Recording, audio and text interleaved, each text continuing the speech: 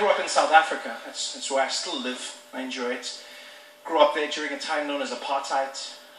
For those who don't know, apartheid was a law in our country that made it illegal for black and white people to interact with one another. You know, this was against the law. And so this world was awkward for me growing up because I grew up in a mixed family. Well, with me being the mixed one in the family. My mother's a black woman, Xhosa woman, born in South Africa. That's one of the languages with the clicks, Xhosa. And so a black woman. And then my father's Swiss. But they didn't care, you know. They were mavericks, fighting the system. My mom was arrested for being with my dad. She would get fined. She would get thrown into prison for the weekend. But still, she'd come back and she's like, woo, I don't care. Woo, come tell me who to love. I want a white man. Woo. Crazy, my mom. It was crazy, you know. And my dad was also like, well, you know how the Swiss love chocolate. So he was in there, you know.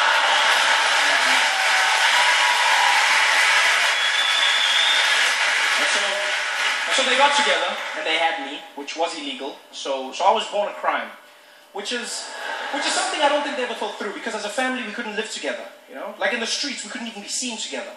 My father would have to walk on the other side of the road, and he could just wave at me from far, like a creepy pedophile. Or like a pedophile. I didn't have to say creepy, like a pedophile. Because creepy implies there's some other sort of pedophile. There is none. You know, there's no classy pedophile. There's no need.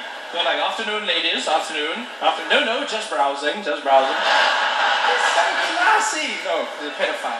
And, my mom could walk with me. But if the police showed up, she'd have to let go of my hand and drop me and act like I wasn't hers. Every single time. Because we weren't supposed to exist as a family. So my mom would let go. It was like a little game we played. Police would show up like, woo! She'd be like, woo, oh, I don't know. No, it's not mine. Oh, no, I don't know.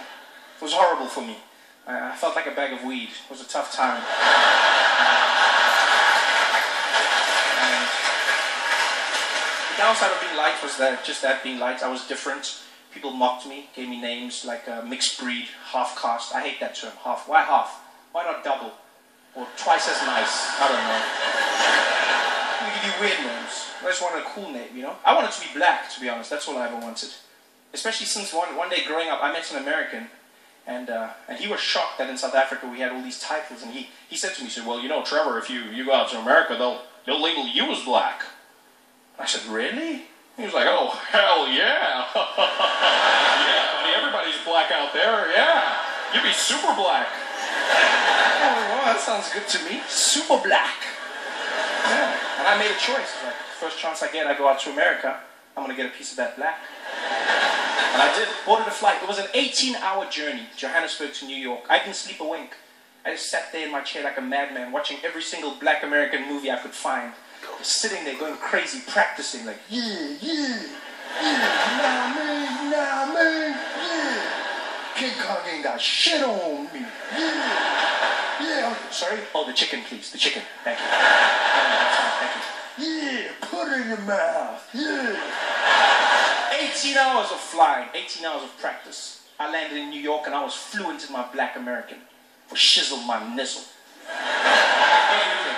I had the walk, I had the talk. I was so black I was even laughing there. I was like, ha ha ha! Yeah, ha ha! Oh, my man! Oh, this you? Ha ha!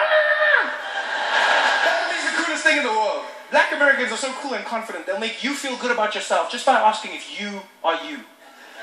It's magic. They just walk up to me like, hey yo, this you? This you? No, for real, man, this you? And you'll be like, yeah, I think it is, yeah.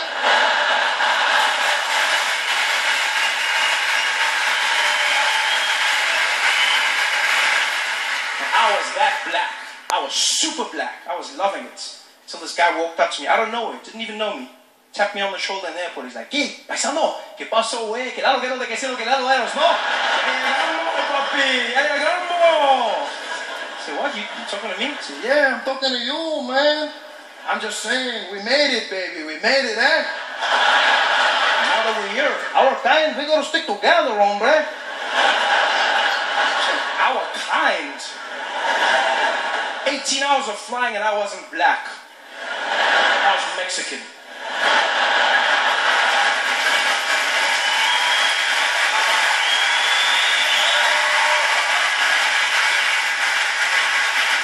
Mexican. So I started learning Spanish. If not, why not? And then I've also started learning German. I learned German to connect with my father. You know, lost contact with him for many years because of apartheid. And so now we're starting to learn each other, which is taking time, but we're doing it slowly. I think the language will help me, you know, because I don't think he's proud of me. He loves me, but I haven't earned his pride. I think partly because of my job. As a comedian, I don't rank that high in the world of German anythings. Comes across in the small conversations, you know. Like one day we're having lunch, my dad looks at me and he goes, "So Trevor, what do you do now, eh? You got a job, do you work?" I said, "Yeah, Dad, I'm a comedian. Stand-up comedian." He's like, "Ah, yeah. So the clown, eh? Yeah." No, whatever. German's holding me back, you know. I dream of impressing him with his language. I'll get to his house one day, he'll welcome me at the gate, like, "Ah, clown boy!" I'll be like, "Guten Tag, Vater." It's epic, it's got that feeling. So I started learning. I learn in different ways, you know, watch German movies, play German speeches on my iPod when I sleep. Your brain remembers things you don't even know. It's beautiful.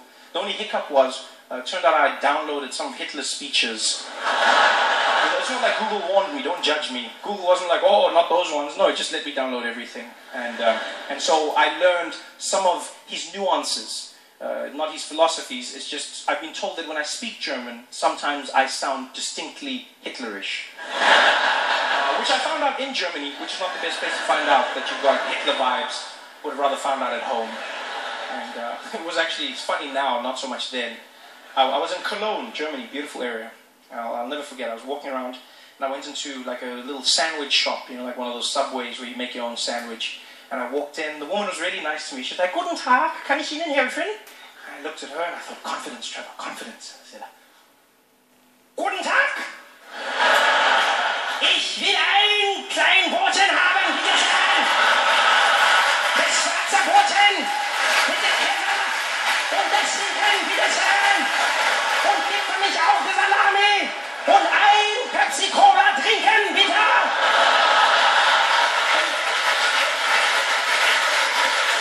And she shut herself.